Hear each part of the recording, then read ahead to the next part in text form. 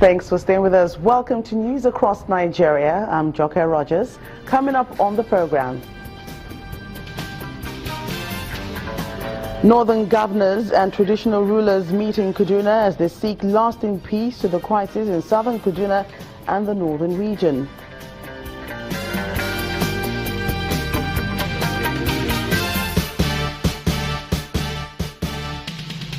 Classrooms fill up in Madagali local government area of Adamawa State as schools reopen.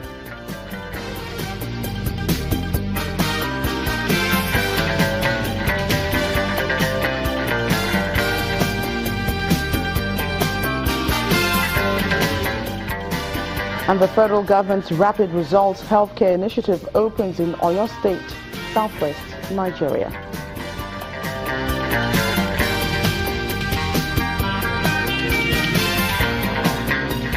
Nigeria's President Muhammadu Buhari has again given an endorsement to Channels Television as one of his favorites.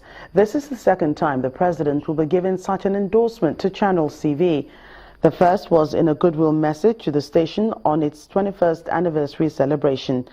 The president's picture was posted in a tweet as he watched Sunday politics on Channels Television from London.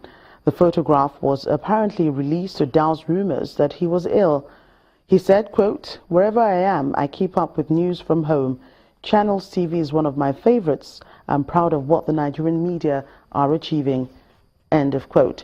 The president's special advisor on media, Femi Adesina, who was a guest on Channels TV Sunday Politics, debunked rumors that the president has been ill and wondered why critics altered the sequence of the statement issued regarding the president's trip to the United Kingdom in order to make him appear ill. Or respite may soon come the way of southern Kaduna residents afraid to return to their homes following the recent attacks in the state.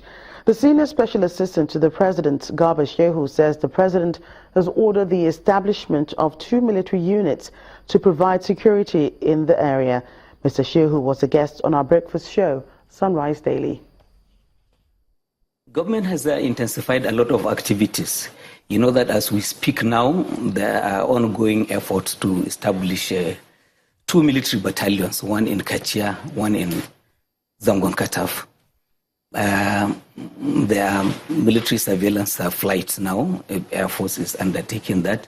The Army has moved the mobile police squadrons have been put in place. So a lot of effort is being, the entire place really is drenched with a lot of security. So many policemen that are there. It would be assumptuous to think that, this crisis will just go away with the wave of the hand.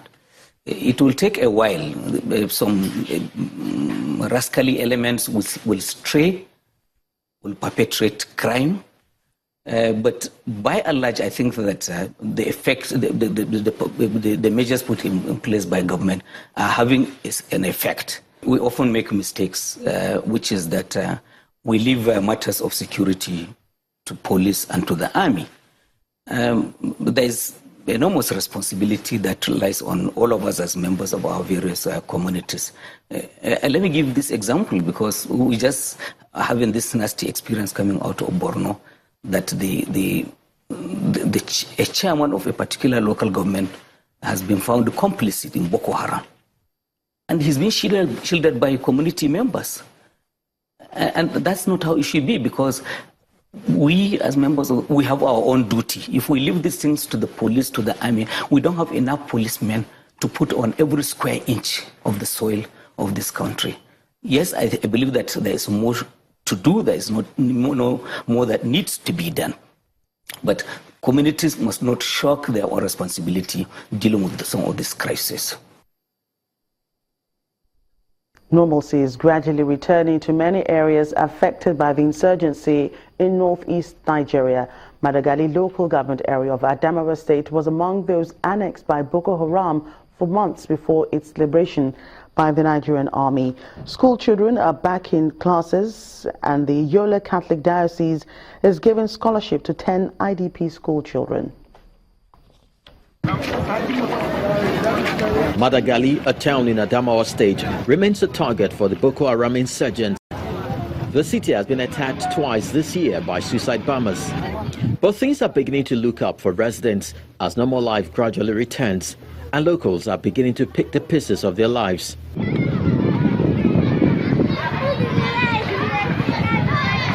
Schools in Gulak, Madagali local government area have resumed, and the children are excited to be back to school after the insurgency.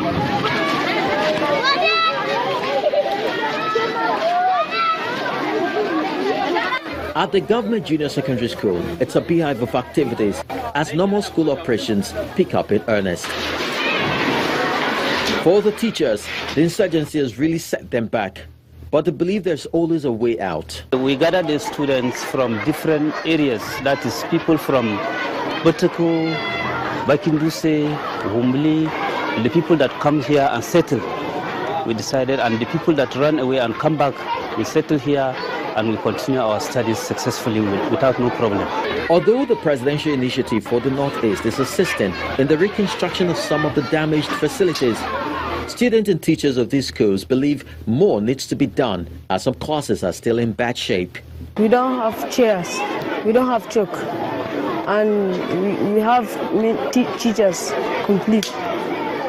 Our school, we need to build us new classes.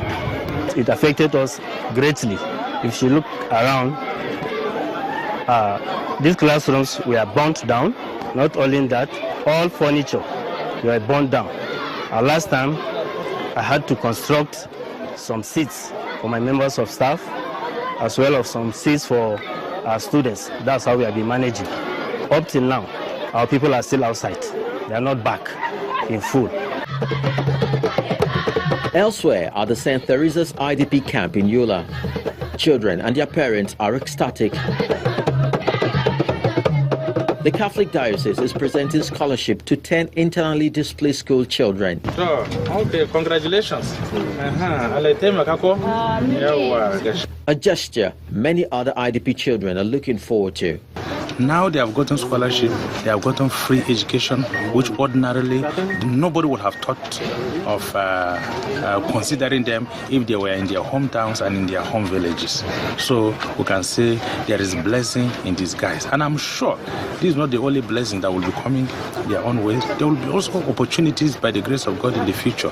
So I call on individuals, organizations, groups, and whoever that will be able to assist and offer scholarship to internally displaced children. I think it is an investment that with time, blessing will also come upon whatever organization or individual that offers such opportunity to these children, because we don't know what these children are going to be in the future.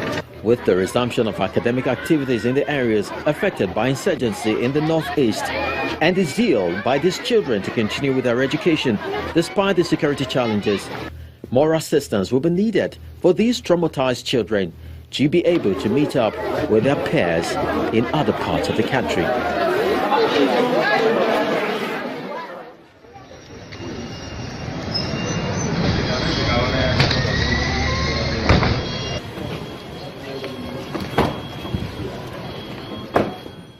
"19 northern state governors, elders and traditional rulers are meeting in Kaduna State, northwest Nigeria. The governor of Borno State, Kashim Shettima, who is also chairman of the Northern Governors Forum, is presiding over the first meeting of the group this year, which is holding at the Government House in Kaduna State. The group is worried over the new spate of security challenges rocking the region.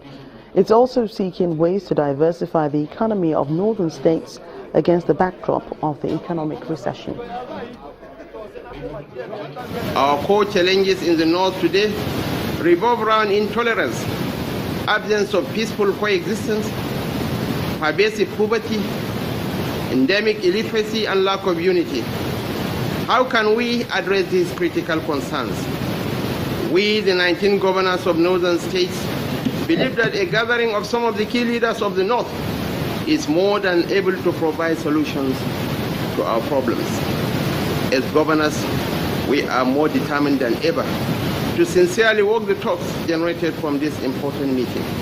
This meeting is coming at a time when all hands should be on deck to complement government efforts in the restoration of peace in different parts of the north and Nigeria as a whole.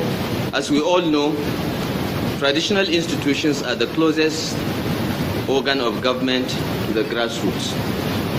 Your participation on issues of security, therefore, cannot be overemphasized. All political, traditional, religious leaders must rise at this time in condemning the incessant killings and destruction of lives and properties in our region.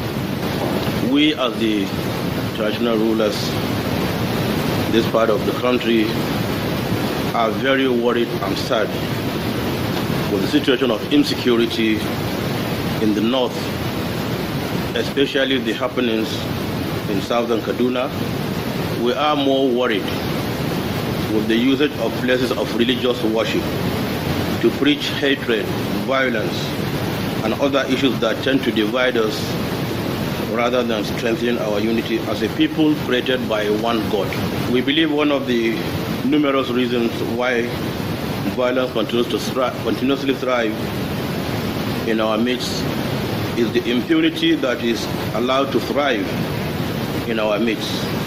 Nobody is punished for criminal doings, small or big, especially murder. Some of the comments from today's meeting of the Northern Governors Forum. When we come back on news across Nigeria, Kwara State Governor seeks an overhaul of the nation's education sector. That's in a moment. Please stay with us.